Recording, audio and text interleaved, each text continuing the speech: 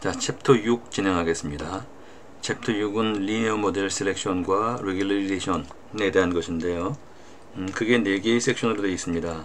하나가 subset selection, 그리고 shrinkage method, 그 다음에 dimension reduction method, 그리고 high dimension에 대한 몇 가지 고려사항, 이렇게 되어 있습니다.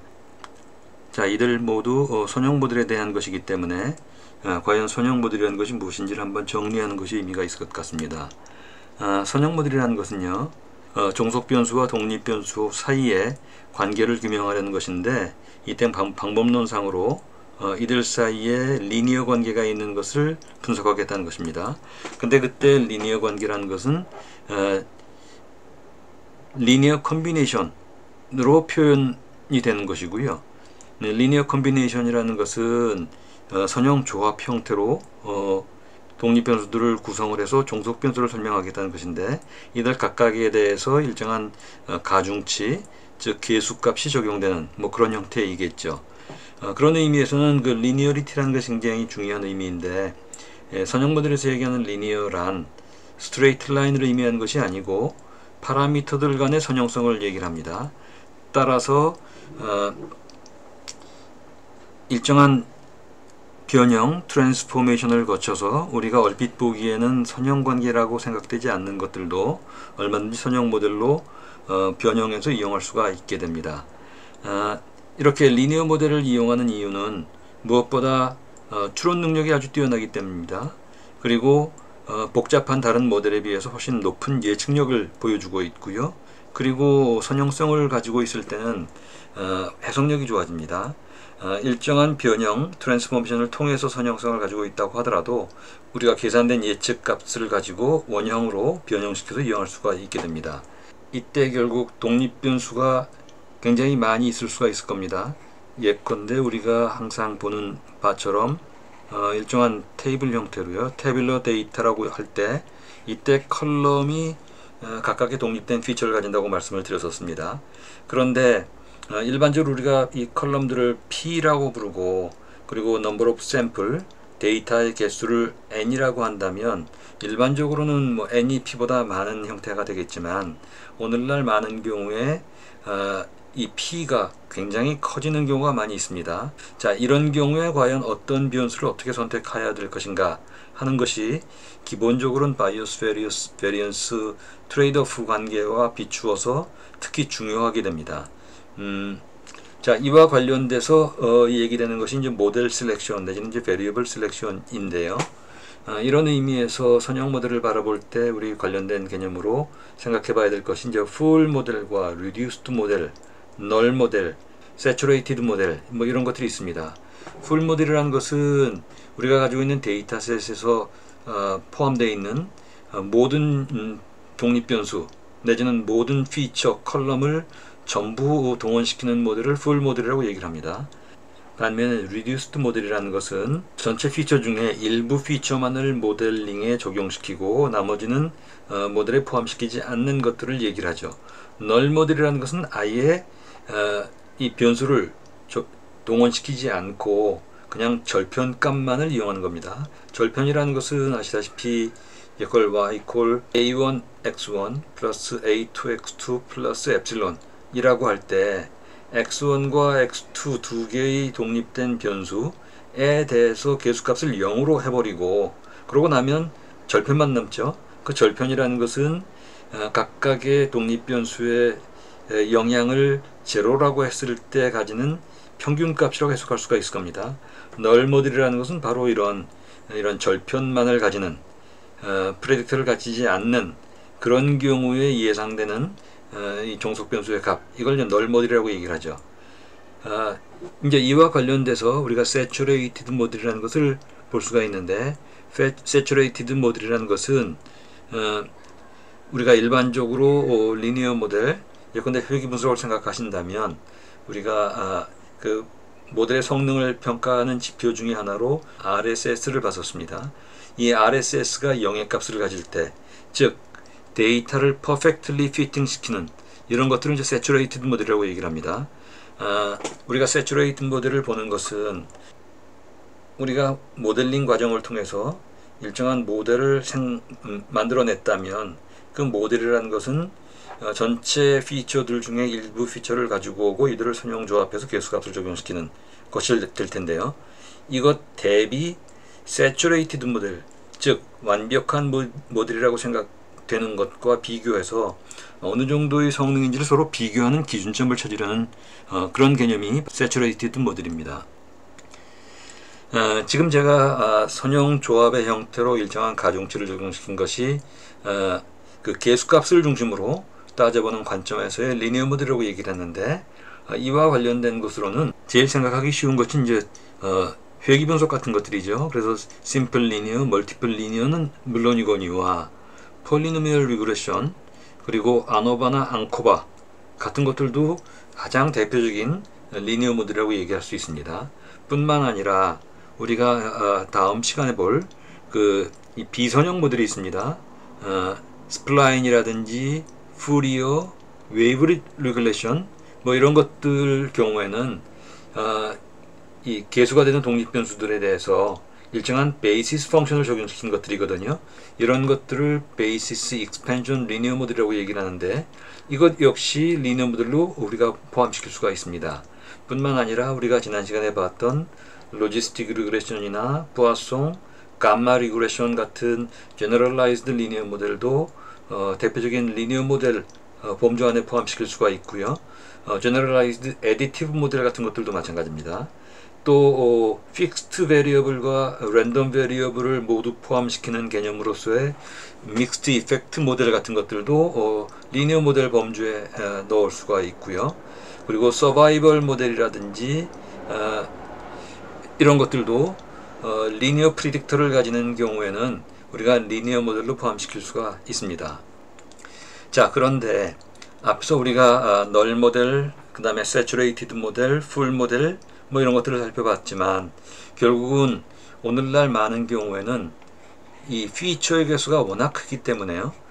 예컨대 비디오나 오디오 데이터 같은 것들은 물론이거니와 예컨대 무슨 시퀀스 데이터 같은 것들이요, 이런 것들 모두 각각의 피처를 갖고 있기 때문에 이런 경우에 이렇게 수백만 수천만 개 되는 피처들 중에 어떤 것들을 포함시킬 것인가는 그렇게 간단한 문제가 아니죠. 이제 그런 의미에서 이런 아주 피처가 많은 경우에 이들 중에 적절한 것들을 선택하는 것, 이것이 중요한 과제가 되고요. 바로 이제 그것이 이번 챕터의 중심이 됩니다. 이제 그런 의미에서 Penalizing Linear Model이라는 개념이 나오는데요. Penalizing이라는 것은 특정 피처는 선택이 되고 특정 피처는 억제되거나 제거되도록 하는 그런 것들을 얘기합니다.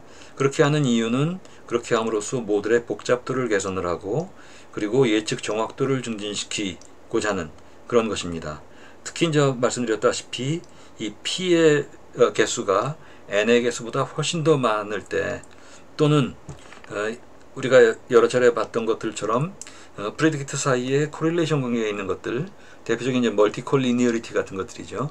이런 것들을 해결하고자 하는 욕구가 있고요. 그 다음에 해석력을 개선시키고자 하는 그런 것들도 포함이 됩니다. 이제 이런 의미에서 리니어 모델을 피널라이즈하는 이런 것들이 중요한 과제가 되고요. 여기에 관련된 중요한 방법론들이 subset selection, 그 다음에 슈링키지 모델이라는 것은 이들 중에 어떤 것들에 대해서는 웨이트를 많이 주고 어떤 것들은 웨이트를 적게 주는 방식으로 모델의 이 규모를 변형시키고자 하는 것이 이제 슈링키지 모델입니다. 축소시키겠다는 것이죠. 그 다음에 디멘셔널리티 리덕션 같은 경우는 전체를 아예 새로운 변수로, 선형조합된 새로운 변수로 만들므로써 전체적으로 차원수를 줄이겠다는 것이죠. 만약에 피처가 1000개이면 1000차원의 디멘션이 1000개인 그런 데이터셋이 되지만, 이런 것들을 DR 리덕션을 통해서요, 예컨대 5개의 변수로 줄였다면 5차원의 데이터가 되죠.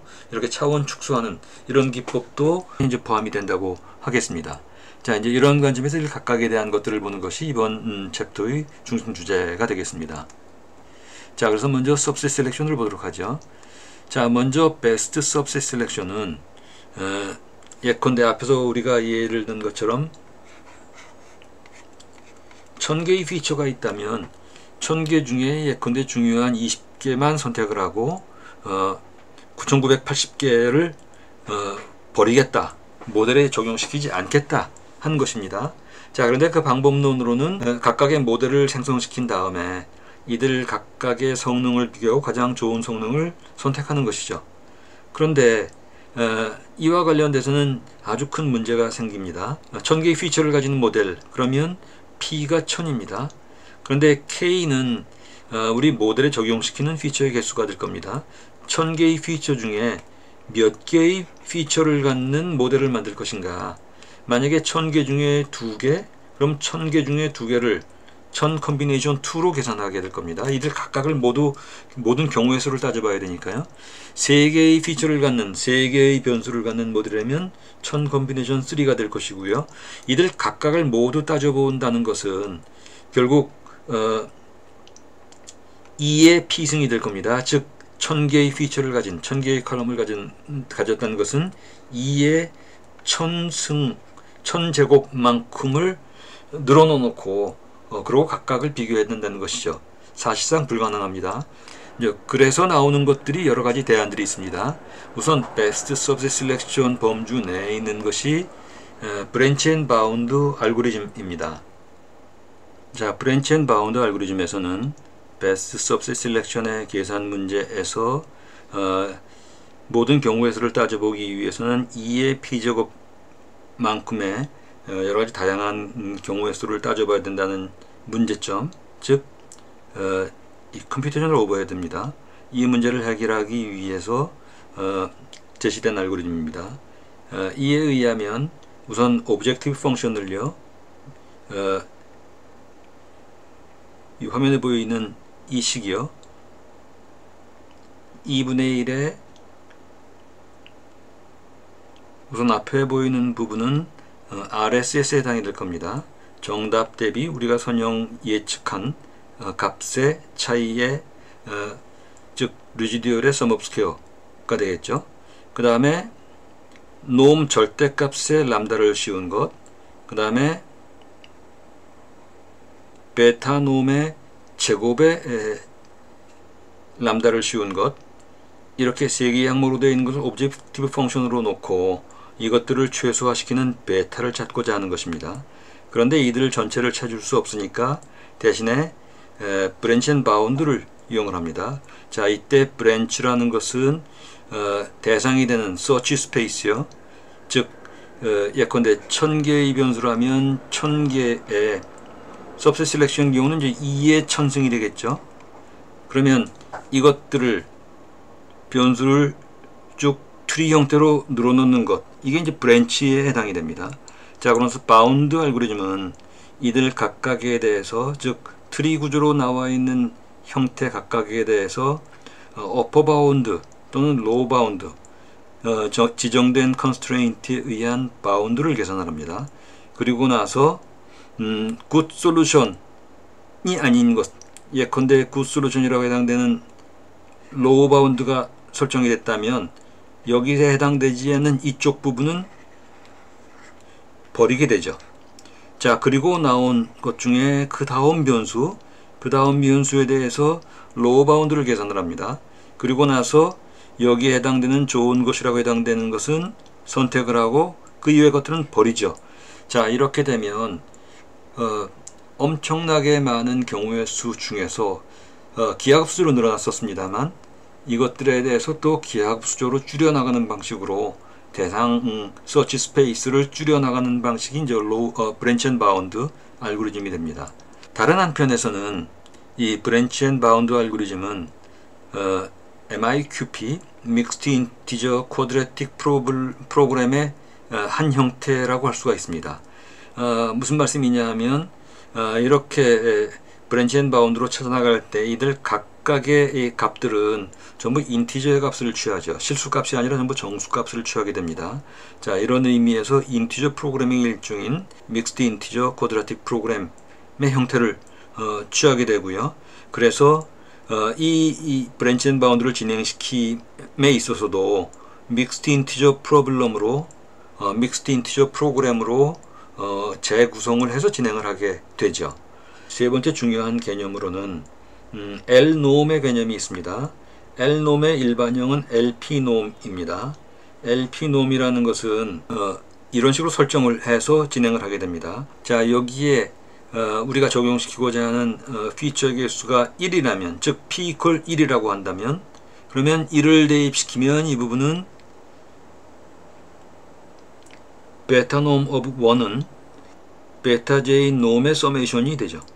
그 다음에 P가 2라고 하면 이번에는 서메이션 오브 베타 J 제곱의 루트 값 씌운 것이 될 겁니다. 자, 이게 이제 우리 뒤에서 보는 예컨대 라쏘나 또는 리치 리그레션도 각각 이런 것들을 이용을 하게 되거든요. 이 P equal 0가 되면 P equal 0는 그냥 넘버만 됩니다. 그래서 선택할 변수의 개수가 되고요. 1, 2가 되면 이들 중에 어떤 것을 선택할지 하는 기준점을 제공하게 됩니다. 자, 그 다음에 스텝와이즈 셀렉션을 보도록 하죠. 스텝와이즈 셀렉션에서는 베스트 सब셋 셀렉션에서 모든 경우의 수를 따져보는 것이 사실상 불가능하기 때문에 좀 다른 어프로치를 취하고자 합니다.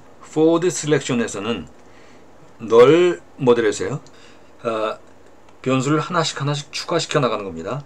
어떤 변수를 추가시킬 것인가, 그 변수를 추가시킴으로써 일정한 지표, 예컨대 우리가 쭉 봐왔던 CP나 AIC, BIC 또는 Adjusted R-Square 같은 것들의 성능 기준에 비추어서 어떤 변수를 선택하는 것이 또는 어떤 변수를 추가시키는 것이 가장 성능의 개선을 가져올 것인가, 그 다음에 차례차례 추가시키는 겁니다.